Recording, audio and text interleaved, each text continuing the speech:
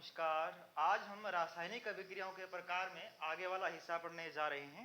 आज की जो हेडिंग है उपचयन व अपचयन अभिक्रिया, उसमें से पहले हम पढ़ेंगे उपचयन क्या होता है, फिर अपचयन क्या होता है, फिर दोनों को एक साथ एक ही अभिक्रिया में देखेंगे। तो हम शुरू करते हैं उपचयन से। उपचयन क्या होता है? उपचयन को ऑक्सीकरण भी बोलते हैं। और उपचयन या ऑक्सीकरण क्या होता है कि जिस अभिक्रिया में ऑक्सीजन तो जुड़ता है और उसी अभिक्रिया में से हाइड्रोजन निकले तो उसे क्या कहेंगे? ऑक्सीकरण या उपचयन अभिक्रिया कहते हैं। तो इसकी परिभाषा यही है कि ऑक्सीजन का जुड़ना और हाइड्रोजन का निकलना क्या कहलाता है? उपचयन या ऑक्सीकरण कहलाता है। जैसे ऑक्सीजन के जुड़ने में एक उदाहरण देखो, जैसे मैं कहूं Cu प्लस O2, यहां पर Cu एक है तो यहां पर एक O को निकालो। O पर चार्ज होता है माइनस का 2, Cu पर चार्ज होता है प्लस का 2, 2 से 2 कैंसिल, क्या हो गया? CuO। CuO ये प्रोडक्ट बना है। यानी पहले Cu अकेला था, अब इस Cu के अंदर क्या जुड़ चुका है? ऑक्सीजन जुड़ चुका है, इसलिए इस Cu का क्या हो गया? उपचयन हो गया, यानी कॉपर का अपचयन हो गया। तो ये था उपचयन अभिक्रिया। दूसरी हम पढ़ेंगे अपचयन अभिक्रिया। अपचयन अभिक्रिया में क्या होता है कि इसका उल्टा हो जाएगा, इसका उल्टा हो जाएगा अपचयन अभिक्रिया।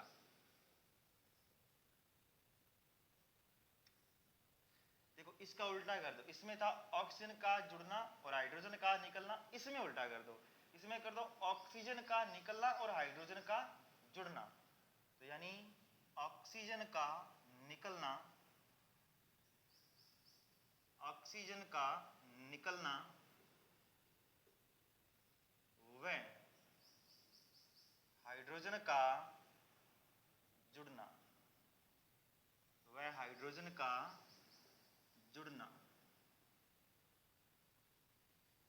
तो उपचयन व अपचयन अभिक्रियाएं क्या होती है कि जिस अभिक्रिया में ऑक्सीजन जुड़ता है हाइड्रोजन निकलता है उसे उपचयन कहते हैं, और जिस अभिक्रिया में ऑक्सीजन निकलता है और हाइड्रोजन जुड़ता है उसे क्या कहेंगे?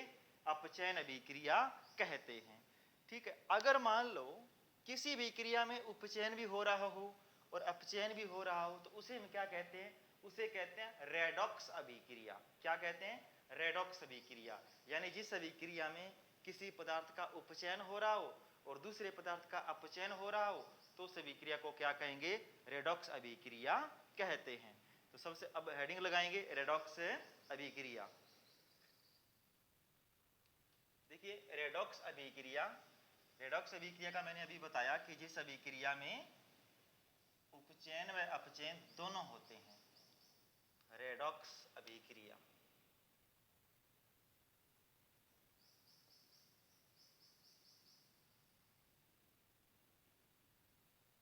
और इसी पे ज्यादा प्रश्न पूछे जाते हैं। ये अंग्रेजी का नाम है रेडॉक्स अभिक्रिया, हिंदी में तो इसको अलग सा नाम बोलते हैं भी, अपचयोपचय अभिक्रिया। तो ये आपको याद भी नहीं रहेगा, मेरे को पता है। तो ये आपको ये याद रखना है रेडॉक्स अभिक्रिया।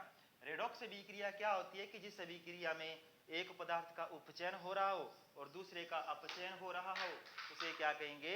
रेडॉक्स अभिक्रिया कहते हैं। इस अभिक्रिया में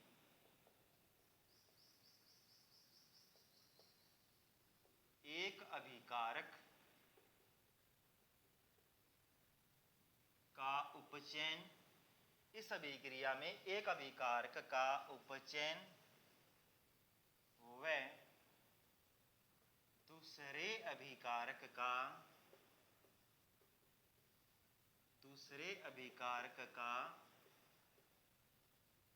अपचयन होता है। दूसरे अभिकारक का अपचयन होता है। कैसे कैसे होता है भाई? देखते हैं। आपकी एनसीईआरटी का एक उदाहरण है, मैं उसको समझा देता हूं। उदाहरण दे रखा है एनसीईआरटी में, देखो ZnO plus C arrow Zn plus C, ये आपकी किताब का एक उदाहरण है। देखो आपको पता है, सबसे पहले ये देखो परिभाषा क्या कहती है कि इस अभिक्रिया में एक अभिकारक का, तो अभिकारक कौन है? जो तीर के बाईं ओर लिखे जाते हैं, ये तो है अभिकारक। ठीक है, चलो तीर के बाईं ओर वाले अभिकारक हैं। एक अभिकारक का उपचयन, उपचयन मतलब ऑक्सीजन जुड़ेगी और दूसरे अभिकारक का अपचयन यानी ऑक्सीजन निकलेगी, ये हो रहा है। तो देखो इस Zn के साथ में पहले O जुड़ा हुआ है, लेकिन जैसे ही आप आगे गए ZnO में से क्या निकल गया? O निकल चुका है। क्या निकल चुका है? इस ZnO में से O निकल गया और O का निकलना ही क्या कहलाता है? अपचयन। अब देखो ये C पहले अकेला था, जैसे ही आगे गया इस C में क्या जुड़ गया? O जुड़ गया और C के अंदर जब O जुड़ा है और O का जुड़ना यानी ऑक्सीजन का जुड़ना क्या कहलाता है? उपचयन। क्या कहलाता है? उपचयन। तो कई बार प्रश्न ये पूछता है कि निम्न अभिक्रिया में अपचयित व उपचयित पदार्थ को पहचानो। तो सबसे पहले उपचयित पदार्थ, उपचयित पदार्थ वो होता है जिसका उपचयन होता है और अपचयित पदार्थ वो होता है जिसका अपचयन होता है। ठीक है, अपचयित पदार्थ। तो देखो उपचयित पदार्थ, उपचयन किसका हो रहा है? इसका उपचयन हो रहा है या कार्बन का उपचयन हो रहा है? तो इस C के अंदर O जुड़ रहा है यानी इसका उपचयन हो रहा है। तो उपचयित पदार्थ कौन है? C। फिर है अपचयित पदार्थ, यानी ऑक्सीजन किस में से निकल रहा है? इसमें से निकल रहा है, इसमें से निकल रहा है। तो ZnO यानी जिंक ऑक्साइड में से निकल रहा है, तो इसका अपचयन हुआ है, तो ये है ZnO। तो ऐसे प्रश्न पूछे जाते हैं। पहले आपको रेडॉक्स अभिक्रिया की परिभाषा पूछेगा, फिर इसके उदाहरण पूछेगा, या फिर एक प्रश्न बनता है कि निम्न अभिक्रिया में उपचयित पदार्थ व अपचयित पदार्थ को पहचानो। तो आपको ये पहचानना है कि इसमें से उपचयन किसका हुआ है और अपचयन किसका हुआ है। इसके बाद में अगला उदाहरण देखते हैं इसी अभिक्रिया का।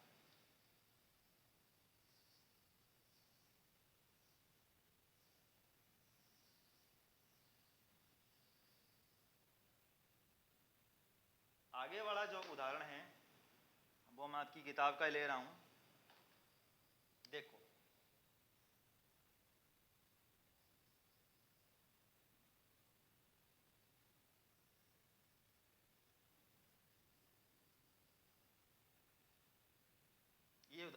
ये उदाहरण है।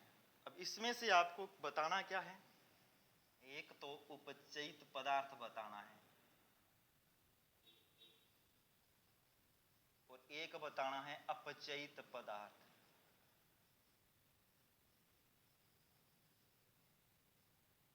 देखो यहां पर Cu के साथ में O जुड़ा है, लेकिन जैसे ही आगे गए Cu अकेला है, यानी इस Cu में से O निकल चुका है। O निकल गया तो अकेला क्या रह गया? Cu, यानी इसका तो O का निकलना क्या कहलाता है? अपचयन। अब H2 पहले अकेला था, अब आगे जाके क्या जुड़ गया? O जुड़ गया, यानी O जुड़ने को क्या कहेंगे? उपचयन। क्या कहेंगे? उपचयन। अभी मैंने बताया था कि जिस अभिक्रिया में एक पदार्थ का अपचयन होता है दूसरे का उपचयन होता है उसे रेडॉक्स अभिक्रिया कहते हैं।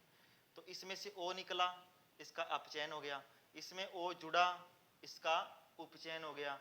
तो सबसे पहले उपचयित पदार्थ कौन है? कि जिस पदार्थ का उपचयन होता है, और उपचयन किसका हुआ है? H2 का, तो लिखना है H2 का। फिर है अपचयित पदार्थ, अपचयन किसका हुआ है? CuO का, इसमें से O निकला है तो CuO। ऐसे मत कहना कि सर O तो निकल गया अकेला, Cu बचा तो Cu लिखेंगे, नहीं। आपसे ये पूछा है कि उपचयित या अपचयित होने वाला अभिकारक कौन है, इस पूरे को लिखना पड़ेगा। तो ये थी रेडॉक्स अभिक्रिया। अब हम एंटर करने जा रहे हैं पाठ की बिल्कुल जो लास्ट हेडिंग है उसके अंदर।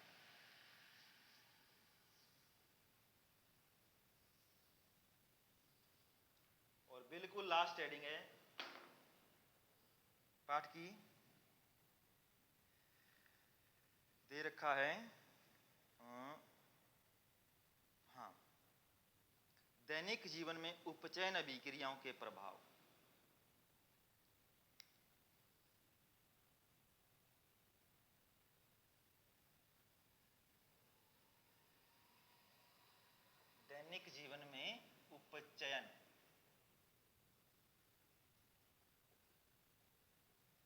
अभिक्रियाओं के प्रभाव। तो पहला आता है संक्षारण।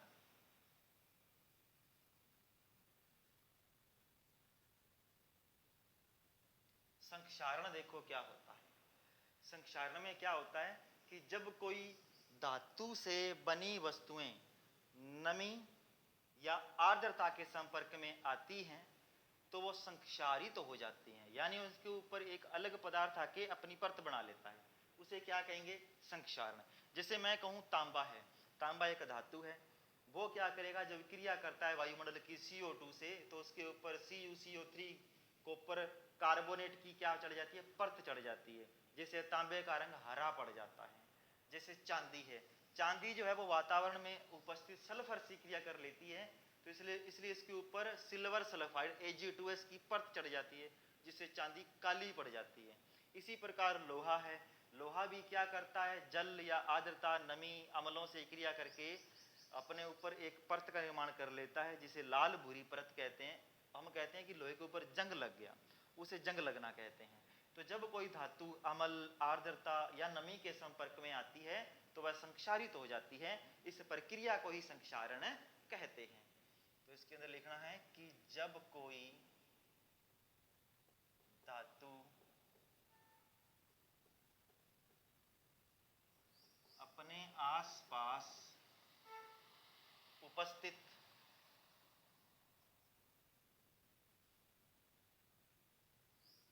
अम्ल,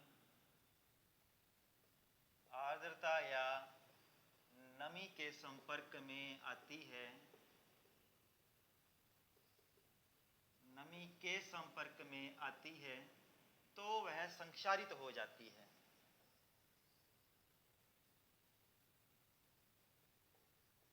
तो वह संक्षारित हो जाती है। इस प्रक्रिया को संक्षारण कहते हैं। इस प्रक्रिया को संक्षारण कहते हैं। चलो, ये तो थी संक्षारण की परिभाषा। जैसे जैसे लोहे पर जंग लगना, चांदी का काला पड़ना, तांबे पर हरी परत का निर्माण होना, तो ये संक्षारण के उदाहरण हैं। ठीक है, लोहे पर जंग कब लगती है? जब वो जल, नमी, अम्लों से क्रिया कर लेता है। और चांदी काली कब पड़ती है? जब वो किससे क्रिया कर लेती है? सल्फर से क्रिया कर लेती है। और सल्फर से क्रिया करके कौन सा पदार्थ बनाएगी? Ag2S। और तांबा के ऊपर हरी परत कब चढ़ती है? जब वो CO2 से क्रिया कर लेती है, कार्बन डाइऑक्साइड से CO2 से क्रिया कर लेती है। ठीक है ना? और परत बनाएगी CuCO3 की। कहने का मतलब कि लोहे पर जंग कब लगता है? जब वो अम्ल, आर्द्रता, नमी से क्रिया कर लेता है। चांदी पर काली परत कब चढ़ती है? जब वो सल्फर से क्रिया कर लेता है और चांदी पर परत चढ़ जाती है Ag2S सिल्वर सल्फाइड की। तांबा हरा कब हो जाता है? जब वो CO2 से क्रिया कर लेता है और परत बना लेता है CuCO3 की। तो ये उपचयन अभिक्रिया का पहला था कारण संक्षारण का, जो मैंने बता दिया है। और दूसरा आता है इसका विकृत गंधिता। कौन सा आता है भाई? विकृत गंधिता।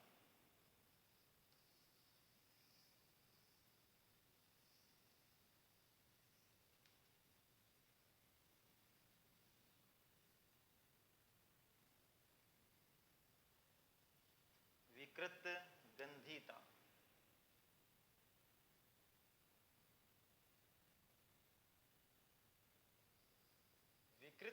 विकृत का मतलब होता है किसी चीज का विकृत हो जाना, खराब हो जाना।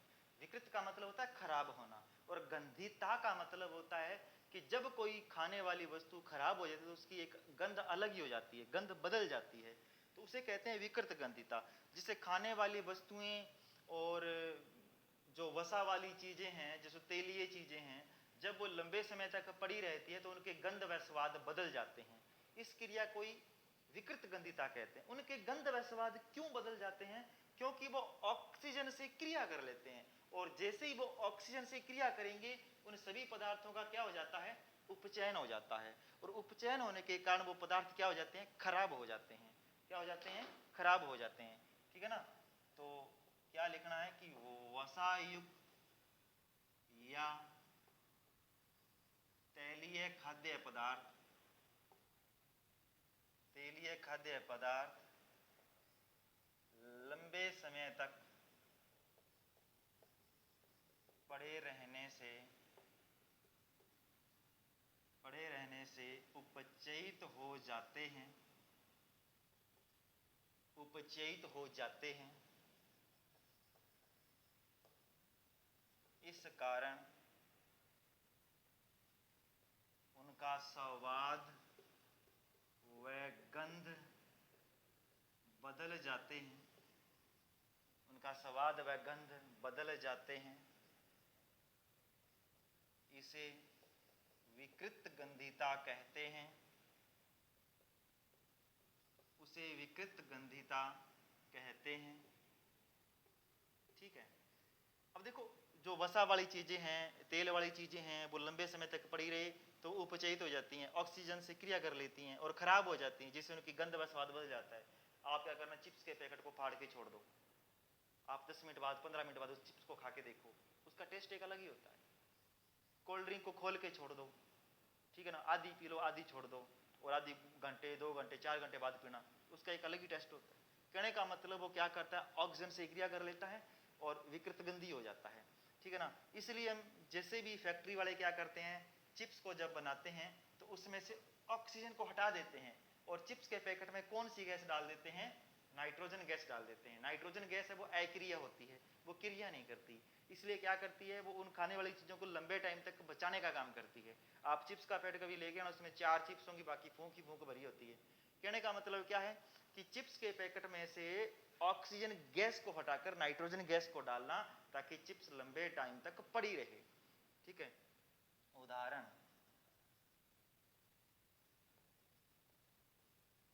चिप्स के पैकेट या थैली से ऑक्सीजन को हटाकर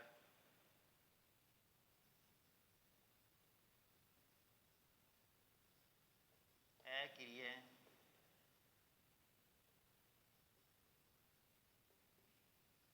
नाइट्रोजन गैस भरना। तो प्रश्न ये भी पूछता है कि चिप्स की थैली में कौन सी अक्रिय गैस भरी जाती है जिससे कि चिप्स लंबे टाइम तक चले, तो नाइट्रोजन गैस भरी जाती है। तो ये था आपका पाठ जो आज पूरा हो चुका है पूरे तरीके से। अब इस पाठ के बीच वाले क्वेश्चन बचते हैं और पाठ्य पुस्तक के जो लास्ट वाले क्वेश्चन बचते हैं वो करवाने हैं, जो कि मैं करवाऊंगा कल। ठीक है ना। तो कल हम पहले पाठ के क्वेश्चन करेंगे, पाठ पूरा हो चुका है। ठीक है। तो इस क्लास को ज़्यादा से ज़्यादा शेयर करें, चैनल को सब्सक्राइब करें, क्लास को लाइक भी करें, और अपनी प्रतिक्रिया जो आपके कमेंट्स हैं वो ज़रूर लिखें कि आपको कैसा लग रहा है या समझ में आ रहा है या नहीं आ रहा है। तो आज के लिए इतना ही, मिलते हैं कल।